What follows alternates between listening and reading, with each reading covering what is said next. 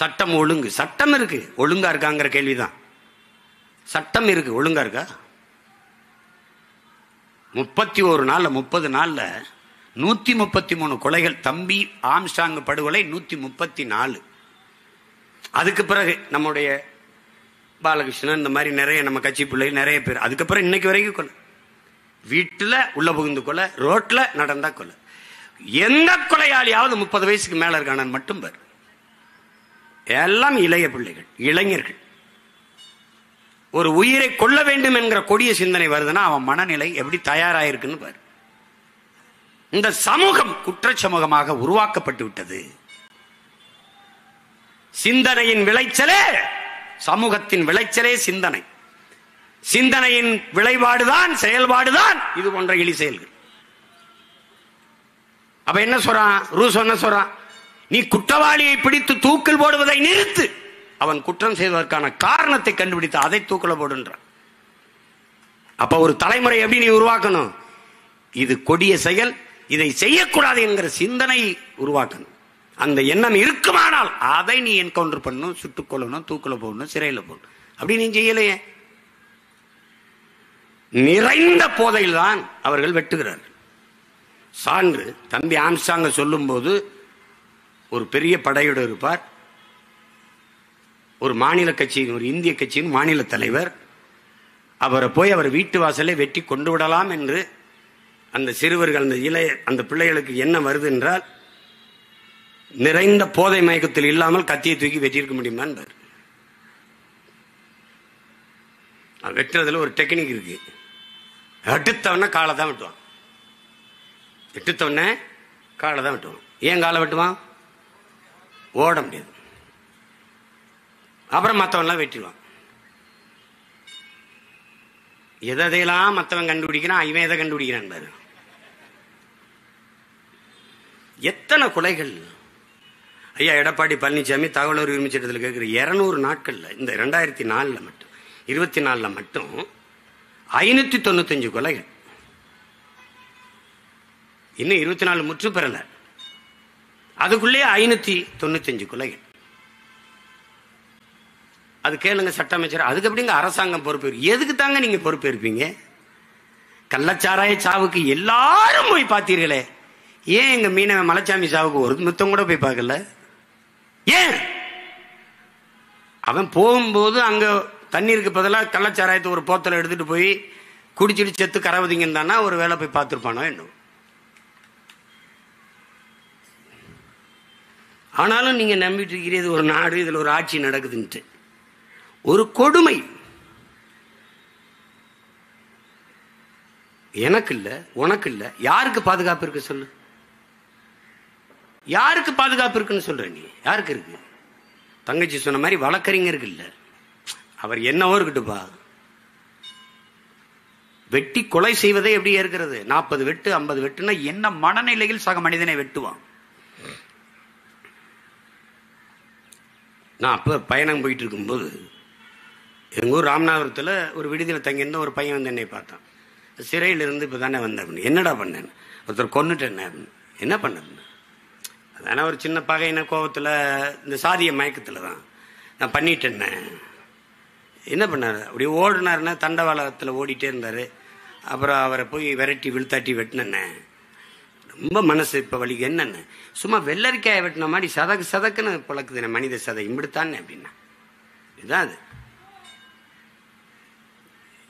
என் தம்பி சொன்னது மாதிரி ஒரு குற்றவாளி போனால், கார்த்திக் சொன்னார் பாருங்க, குற்றவாளி போனால் அவருக்கு கொடும் தண்டனை இருக்குதுன்னே இல்லை. ஒவ்வொருத்தனும் 6 கொலை 7 கொலை 11 கொலை பண்ணியிருக்கான் திருநெல்வேலியில். 90 நாள் தான் வெளியில வந்துருவான். 90 நாள் தான். என்ன சாட்சி இருக்கணும்? இந்த நாடு ஒரு உயர்ந்த நீதியை வச்சிருக்கு. எந்த தவறும் செய், நீதி சான்று இல்லாம செய்யதான். சாட்சி இருக்கா கேட்கும், சான்று இருக்கா இல்ல ரிலீஸ். நீ எவ்வளவு வேணாலும் கொள்ளையடிச்சுக்கலாம், எத்தனை பேரையும் வன்புணர்வு செய்யலாம், எவ்வளவு வேணாலும் கொலை செய்யலாம், எவ்வளவு வேணாலும் ஊழல் லஞ்சம் பெறலாம். சாட்சி இருக்கா இல்ல விடுதலை. அப்படி என்ன பண்றான்? ஒரு 90 நாள் இருக்கான் அப்படியே ஜாலியா மாமியாருக்கு போன மாதிரி. யார் காசு? எவன் செத்தானோ அவன் ஆத்தால அவன் சொந்தக்காரன் கொடுக்குற வரி காசெல்லாம் உள்ள உட்காந்து சாப்பிட்டு சீட்டாடிட்டு ஜெஸ் விளையாடிட்டு தாயக்கட்டை விளையாடிட்டு வெளியில வருவான். வந்து வேற அசைன்மெண்ட் போட்டு திருப்பி உள்ள போவான், போட்டு திருப்பி வருவான். கூலிக்கு வேலை செய்யலாம், கூலிக்கு கொலை செய்யலாமா என்று அறிவார்ந்த தமிழ் சமூக தம்பி தங்கைகள் சிந்திங்க. தண்ணீரால் நனைய வேண்டிய நம் தாய் நிலம் ஏன் ரத்தத்தாலும் கண்ணீராலும் நனைகிறது என்பதை சிந்திச்சு பாருங்க. ரொம்ப கொடுமை, ரொம்ப மோசமா போயிட்டு இருக்கு. கேட்டால் சட்டம் ஒழுங்கு சரியாக இருக்கு, சட்டத்தின் ஆட்சி இருக்குது. ஒரு கேவலம், கேவலம் சொன்னது கேவலம்னா அது இவங்க எங்க திசை திருப்பாங்க. இப்போ இத்தனை பேர் மீனவ மக்கள் வந்து நம்ம மனு கொடுக்குறாங்க, அதான் நீ வர்றாரு. சீமான் எங்க போறார், யாரை சந்திக்கிறார்? நீங்க ஒண்ணும் இல்லைங்க, ரெட்ஃபிக்ஸ் அந்த உரிமையாளர் ஃபெலிக்ஸ் டெல்லியில் இருக்காருங்க, பிணை கேட்டு அவர் அணைச்சி வச்சிருந்தாரு. கொஞ்ச நேரம் அந்த அலைபேசியை தொடங்கிட்டாருங்க, ஏதோ தொடங்கிட்டார், மனைவி கிட்டே அட்டே பேச. அதை கண்டுபிடிச்சு இது டெல்லியில இருக்குன்னு போய் கைது பண்ணி கூட்டிட்டு வர்ற நீ. ஆம்ஸ்ட்ராங்கு 3 முறை எச்சரிச்சான் உன் உயிருக்கு அச்சுறுத்தல் இருக்குன்னு. அப்ப என்ன பாதுகாப்பு கொடுத்த? என்னை கூட தான் உலகம் புறா இருக்க மக்கள், என் சொந்த என் கட்சி பிள்ளைகள் உறவுகள்லாம் பாதுகாப்பாருங்கண்ணே பாதுகாப்பாருங்கண்ணேங்கிறாங்க. அது அவன் அதிகாரம் இல்லை, அது சொல்லலாம். நீ பாதுகாப்பு கொடுத்துருக்க வேண்டிய நீ எச்சரிச்சேன் அப்படின்னா அது என்ன என்ன மாதிரியான பணி? எப்படி பாருங்க, இப்ப வரைக்கும் குற்றவாளிகளை திரட்டி கொண்டு தான் இருக்கிறார்கள். இவர்கள் ஒரு முறையை வைத்திருக்கிறார்கள். தூத்துக்குடி துப்பாக்கி சூடா அருணா ஜெகதீசன் தலைமையிலே ஒரு விசாரணை கமிஷன், ஒரு குழு. இஸ்லாமிய சிறை கைதிகள் விடுதலையா ஆதிநாராயணன் தலைமையில் ஒரு குழு. தங்கச்சி ஸ்ரீமதி தற்கொலையா, அது கொலையா தற்கொலையா விசாரிக்க 2 நீதிபதிகள் தலைமையில் ஒரு குழு. அதுபோக சிபிசிஐடி விசாரணை. நல்ல படித்த என் தம்பி தங்கிகள் ஆழ்ந்த அறிவார்ந்து சிந்திச்சு பாருங்க. தங்கச்சி ஸ்ரீமதி இறந்துட்டா, இது உண்மை. அது தற்கொலையா கொலையா இது நமக்கு எழுகிற சந்தேகம். ஸ்ரீமதியின் கிராமம் சின்னது, அவ படிச்ச கல்லூரி பக்கத்தில். இதை விசாரிக்க எத்தனை காலம், எவ்வளவு நாட்கள் எடுத்துக்கொள்ளலாம்? அறிவார்ந்த பிள்ளைகள் தமிழ் சமூக சொந்தங்கள் சிந்திச்சு பாருங்க, எத்தனை நாள் எடுத்துக்கலாம்? காவல்துறை விசாரணையில் என்ன பிரச்சனை? சிபிசிஐடிக்கு மாத்திரம். இந்த மாத்திரம்னாவே ஏன் மாத்திரம் என்பதை நீங்க புரிஞ்சுக்கணும். மாத்தியாச்சு. எவ்வளவு நாள் விசாரணை? இன்னும் முடிவுக்கு வரல. 2 நீதிபதிகள் விசாரணை குழு, எங்க விசாரணை முடிவுக்கு வரல. ஆனால் அந்த நேரத்தில் ஸ்ரீமதி வழக்கு வருகிறது. சென்னை உயர்நீதிமன்றம் ஒரு தீர்ப்பை தருகிறது, அது தற்கொலை தான். சிபிசிஐடி விசாரணை முடியல, அறிக்கை வரல. நீதிபதிகள் விசாரணை முடியல, அறிக்கை வரல. அதற்குள் நீதிபதி அது தற்கொலை தான் என்று தீர்ப்பு சொன்னால் எங்க போயிட்டு இருக்கடா ஒரு நாடு, சட்டம், நீதி, தீர்ப்புலாம்னு யோசிச்சுக்கணும். அவ்வளவுதான் அது. ஆமா சொன்ன மாதிரி இப்ப சொல்லுதுங்க, இப்ப சொல்லுது நீதிமன்றம். தூத்துக்குடியில் நடந்தது அது கொடுமை, அதையெல்லாம் எப்படி சகிக்கிறதுன்னு இப்ப சொல்லு. உனக்கு தெரியுமா, அந்த செயலில் ஈடுபட்ட அத்தனை பேருக்கும் பணி இடமாற்றம், பணி உயர்வு. இந்த பல்லப்புடுங்கனால ஒரு பல்வீர் சிங், அவனுக்கு பணி உயர்வு, பணி இடமாற்றம். அந்த கள்ளச்சாராய் சாவில் ஒரு காவல்துறை அதிகாரியை பணி இடை நீக்கினாங்கல்ல, அவருக்கு பணி இடமாற்றம், பணி உயர்வு. சென்னையில் தலைநகரில் போக்குவரத்து துறைக்கு. இவ்வளவுதான் இந்த ஆட்சியாளர்கள், இவ்வளவுதான். 38-40 குழுக்களை போட்டிருக்கிறார் ஐயா ஸ்டாலின் இந்த 3 ஆண்டுகள்ல. ஒரு புழு கூட 2 அங்குலம் அப்படி நகரம்டா. இவன் போட்ட குழு 1 கூட நகராது. நீட்டுக்கு எதிராக, நீட்டுக்காக விசாரணை செஞ்ச நீதிபதி ஐயா கொடுத்த அறிக்கை என்னாச்சு? அம்மா அருணா ஜெகதீசன் தூத்துக்குடி துப்பாக்கி சூட்டுக்காக விசாரிச்சு தாக்கல் செய்த அந்த அறிக்கை என்னாச்சு? இவர்களை மாறி ஒரு கொடுங்கோளர்களை நீ என்னைக்கு சந்திக்க முடியாது. நீ தம்பி கார்த்திக் சொன்ன மாதிரி மின்கட்டண உயர்வுன்றோம். அது எதை நோக்கி நகருதுன்னு பாரு. இப்ப குறிப்பா எப்படி பாரு, பேருந்தை அரசு போக்குவரத்து, அரசு பேருந்தை தனியார் தனியாருக்கு ஒப்பந்தம் கொடுக்குற டெண்டர். ஏன் இப்படி கேள்வி? ஏன் நட்டத்துல போகுது. தனியார் எடுத்து என்ன பண்ணுவார்? அவர் லாபத்தில் இயக்கிடுவார். இது மாதிரி ஒரு வேலை திட்டத்தை எங்க பத்திரிக்க? ஒரு ஒற்றை முதலாளி நட்டத்தில் இழப்பில் இருக்கிற போக்குவரத்தை எடுத்து லாபத்தில் நடத்திவிட முடியும். 8 கோடி மக்களால் நிறுவப்பட்ட அதிகாரத்தால், அரசால் அதை லாபகரமாக நடத்த முடியாது என்றால் யோசிச்சு. ஏன்னா தனியார் கொடுத்துடணும். தனியார் கொடுக்கும்போது என் மாணவ பிள்ளைகள் கொடுக்குற இலவச பஸ் பாஸ் இருக்குமா, எடுத்துருவியா?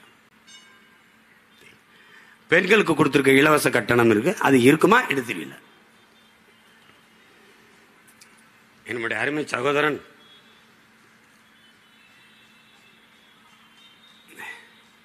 ஈரோட்டில் இருந்து ஒரு மூத்த பத்திரிகையில், புகழ்பெற்ற பத்திரிகையில் வேலை செய்கிற தங்கவேல் அவர்கள், அவருடைய மனைவி என்னுடைய தங்கை பணி இடமாற்றத்துக்கு வந்திருக்கிறார். அரசு பேருந்தில் போகிறோம், மகளிருக்கு இலவச கட்டணம் இல்லா பயணம். அது சொல்லுது கண்ணீரோட, ஒரு துளி கூட மதிக்கிறது இல்லை. என்ன நடத்துனர்கள் எங்களை மதிக்கிறது இல்லை. காரணம் இலவசம். இலவசம் என்ற சொல்லால் நம் பிள்ளைகள், பெண் பிள்ளைகளின் மானத்தை கெடுத்து அவமானப்படுத்தியதான் மிச்சம் இந்த அரசு. அது தனியார். எதை நோக்கி நகர்கிறது என்று பாருங்க. இப்ப எப்படி பாருங்க, அதானி தமிழ்நாட்டுக்குள் வந்தார். உலகத்தின் மிகப்பெரிய பணக்காரர், இந்தியாவின் மிகப்பெரிய தொழிலதிபர், மோடி அவருடைய நெருக்கமான நண்பர். அவர் தமிழ்நாட்டுக்குள் வந்தார்.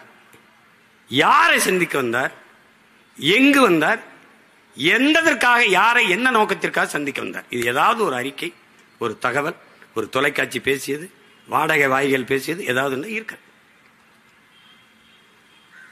இப்ப எதற்காக வந்தார்? அதான் நீ நினைச்சுக்கலாம், ஆட்சியில் இருக்கிறவன் கையெழுத்து போட்டான், அதனால காட்டுப்பள்ளி துறைமுகத்தை கட்டிடலான்னு. இங்க பிரபாகரன் மகன் ஒருத்தர் நிக்கிறேன், நீங்க ஒரு மயிரையும் பிடுங்க.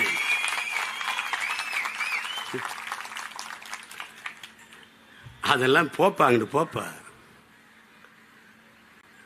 அது மீனவன் பிரச்சனை, அங்க இருக்கிற குடிகள் பிரச்சனை, அது என் நாட்டு பிரச்சனை, என் நிலம் சார்ந்த பிரச்சனை, என் இனம் சார்ந்த பிரச்சனை. இருக்கிற துறைமுகத்தில் என்ன பிரச்சனை, விளக்கு. இருக்கிற விண்ணூர்தி நிலையத்தில் மீனம்பாக்கத்தில் என்ன பிரச்சனை சொல்லு. அதுக்கப்புறம் நீ பரந்துருட்ட போ.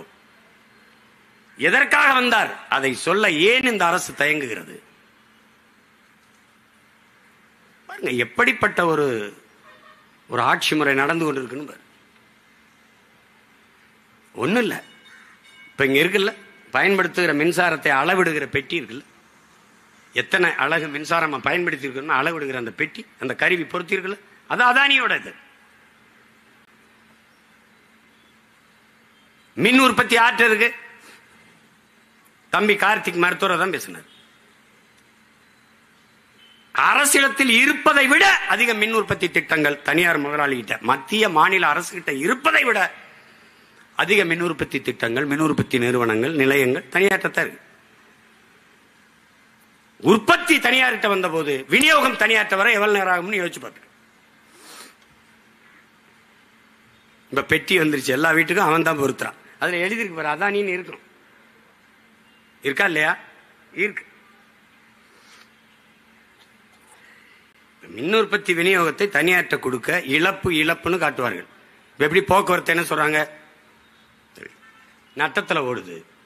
மின் உற்பத்திக்கு 1,50,000 கோடிக்கு மேல இழப்பு. கட்டணம் உயர்ந்து கொண்டே இருக்கு. உயர்த்துங்கள் ஐயா ஸ்டாலின் அவர்களே, நீங்க நேர்மையான நிர்வாகி, சிறந்த தலைவர். விக்கிரவாண்டி தேர்தலுக்கு முன்பாக இந்த மின் கட்டணத்தை உயர்த்தி இருந்தால் உங்களை பாராட்டலாம்.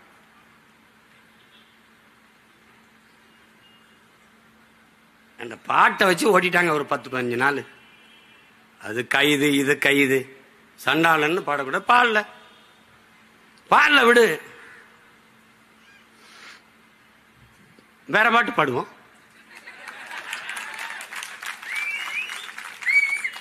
கள்ளத்தனம் செய்யும் காதகன் கருணாநிதி பாடம். கள்ளத்தனம் செய்யும் காதகன் கருணாநிதி, சதிகாரன் கருணாநிதி, கொடுஞ்சனிகாரன் கருணாநிதி. பொன்னான தமிழ்நாட்டை மண்ணோடு புதைத்திட்ட கருணாநிதி, அண்ணாவின் புகழுக்கு களங்கத்தை விளைத்திட்ட கருணாகன் கருணாநிதி, சதிகாரன் கருணாநிதி, கொடுஞ்சனிகாரன் கருணாநிதி. எப்படி இந்த பாட்டு இன்னையிலிருந்து உலக புகழ் பெறும். பல பேருடைய அழைப்பு ஒளியா இருக்கும். என் மேல ஒரு வழக்க போடு, ஓடு வா. என் செல்போன் எடுத்து பாரு, உங்களை கோத்தாங்கம்மான்னு பேசுனதான் இருக்கும். எடுத்தோன்னா பாரு, அதான் சேட்ட மயிர் தானே. எதுக்கு படிச்சா எதுக்கு வந்தா அந்த வேலையை பாரு. இந்த அதிகாரம் மேலிடம் சொல்லிருச்சு, எதிரா உங்க மேலிடம், பல மேலிடம் கீழிடமா இருக்குடா. போய் பீச்சில் போய் பாரு, மேலிடம் கீழிடம். வரலாற்றின் கால சக்கரங்கள் சுரண்டு கொண்டுதான் இருக்கிறதுங்கிறார் எங்க தலைவர். இன்னைக்கு மேல இருக்க, நான் வீதியில இருக்கேன். ஒரு நாள் நீ வீதியில் நிப்ப, நான் மேல நின்று நீ கத்திட்டு இருப்ப, நான் அங்க இருப்பேன்.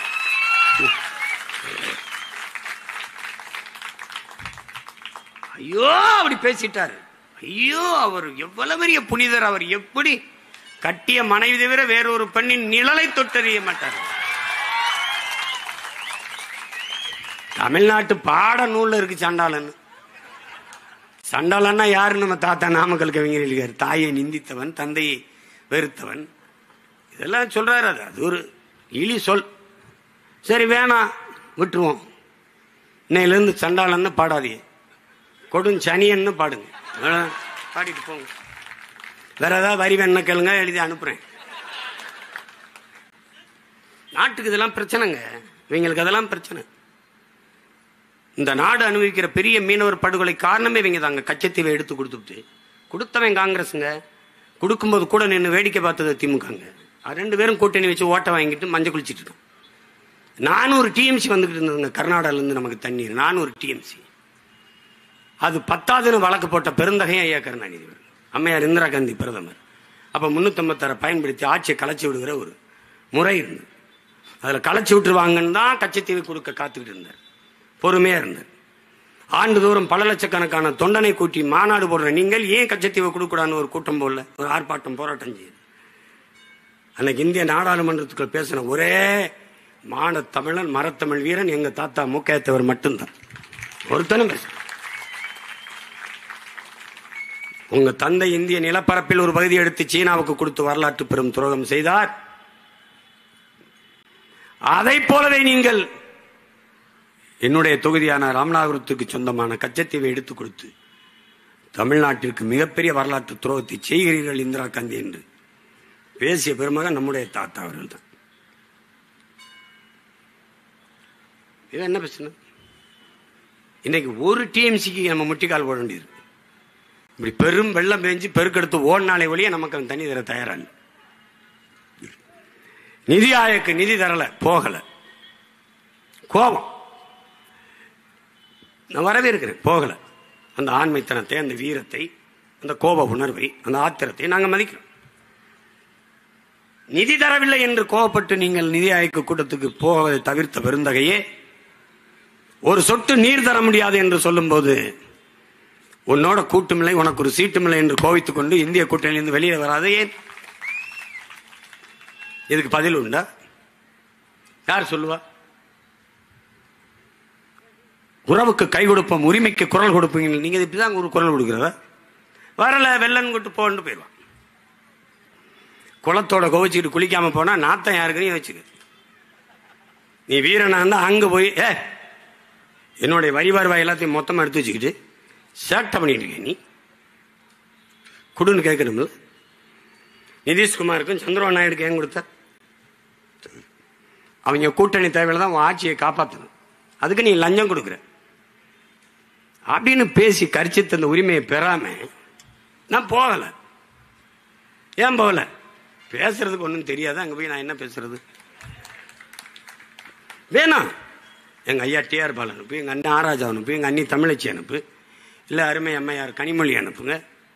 நீங்கள் ஏன் போறீங்க? சரி, போகும்போது இந்த பாட்டை பாடிட்டு உற்சாகமா போங்க.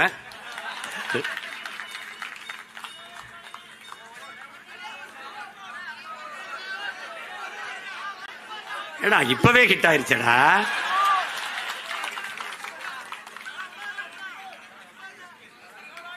அன்னைக்கு இப்படிதான் என் மையன் பெரியவன் கோயில் பிறந்த நாளைக்கு கோயிலுக்கு போனேன். சிவன் கோயிலுக்கு கும்பிட்டு முருகன் கோயிலுக்கு போனா அங்க போனா குறுக்கெல்லாம் கூடிட்டு, ஐயா அந்த பாட்டை ஒரு தடவை பாடிட்டு போங்க.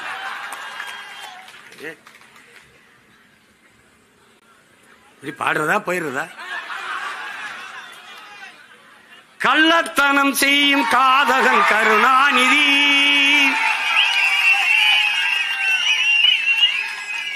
சதிகாரன் கருணாநிதி,